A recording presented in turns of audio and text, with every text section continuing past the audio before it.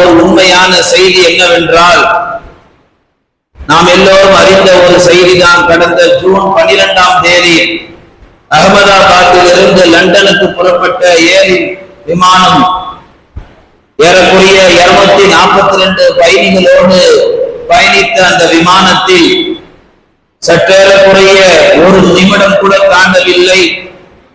பயணித்த அத்துணை பயணிகளில் ஏறக்குறைய 242 பயணிகளில் 241 பயணிகள் நொடி பொழுதில் மரணம் அடைந்தார்கள் என்ற செய்தி முழு உலகத்தையே உலுக்கி எடுத்திருக்கிறது என்பதை நாம் எல்லோரும் அறிந்த ஒரு உண்மை.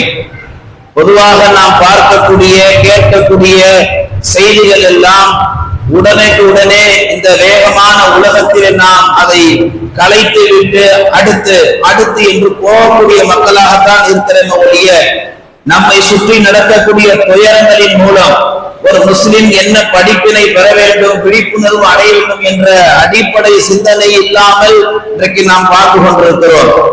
கண்ணியமிக்க அல்லாஹ் நல்லடியார்களே, மற்ற மனிதர்கள் வேண்டுமானால் இந்த துயர் சம்பவத்தை ஒரு 2 நாள் 3 நாள் அதை பற்றி பேசிவிட்டு மறந்து கடந்து சென்று விடலாம். ஒரு முஸ்லிமாகப்பட்டவருக்கு அது சாத்தியம் இல்லை. அப்படி இருப்பதும் ஆகுமானது அல்ல. ஏனென்று காரணம் கேட்டால், ஒரு முஸ்லிமை பொறுத்தவரை இந்த உலகில் அவனை சுற்றி நடக்கக்கூடிய எல்லா துயரங்களிலும் ஒவ்வொரு நல்லதும் அல்லது ஒவ்வொரு கெட்டதும் அவனை சுற்றி நடக்கின்ற பொழுது அது மிகப்பெரிய படிப்பினையும் பாடமும் தரக்கூடியதாக இருக்கிறது.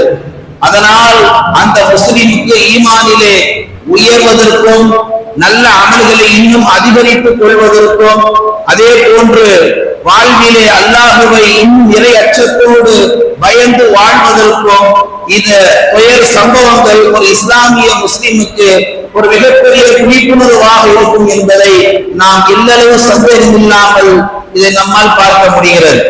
ஒரு முஸ்லிம் இது போன்ற விஷயங்களை வெறுமனே ஒரு செய்தியாக கடந்து விடாமல், இதிலிருந்து அல்லாஹ் எனக்கு என்ன படிப்பினை புகட்டுகிறான், என்ன பாடங்களை அல்லாஹ் கற்பிக்கிறான் என்பதை ஒரு முஸ்லிம் யோசிக்க வேண்டும். அது சம்பந்தமாக சிந்திக்க வேண்டும்.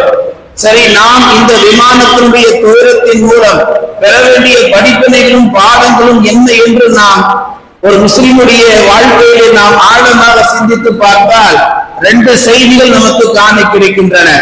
முதல் செய்தி, அந்த ஏர் இந்தியா விமானத்தில் ஏறக்குறைய 242 பயணிகள் 1:38க்கு பறக்க துவங்கிய அந்த விமானம் ஏறக்குறைய ஒரு நிமிடம் கூட தாண்டவில்லை.